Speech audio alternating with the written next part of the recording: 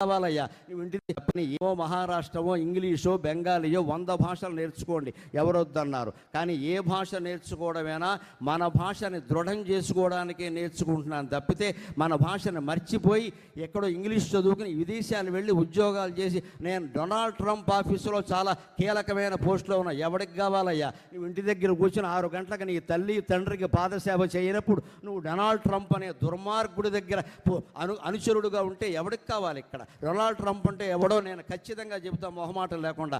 విష్ణుమూర్తి జై విజయుల్ని శపిస్తే 3 అవతారాలు ఎత్తారనుకుంటున్నారు, పొరపాటు. హిరణ్యకశిపులు 1వ అవతారం, రావణ కుంభకర్ణులు 2వ అవతారం, శిశుబాల దంతభక్తులు 3వ అవతారం, డొనాల్డ్ ట్రంప్ ఎలాన్ మస్క్ 4వ అవతారం ఖచ్చితంగా.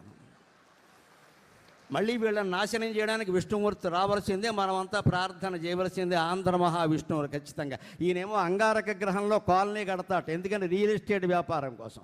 ఆయనేమో కనిపించిన దేశం మీదల్లా దండయాత్ర చేస్తాట, ఎందుకు? ప్రపంచ ఆధిపత్యం కోసం. వీళ్ళండి అగ్రనాయకులు, వీళ్ళ రాక్షసులనే అంటారు ఖచ్చితంగా. ఏం మొహమాట పడాలి? తెడ్డాను పేక తీసేస్తారా? తీసేయమనండి. తెలుగు మహాసభల వేదిక మీద ప్రాణం పోతే అది నేను అత్యంత అదృష్టంగా భావిస్తాను, ఖచ్చితంగా గొప్ప అదృష్టంగా భావిస్తాను నేను.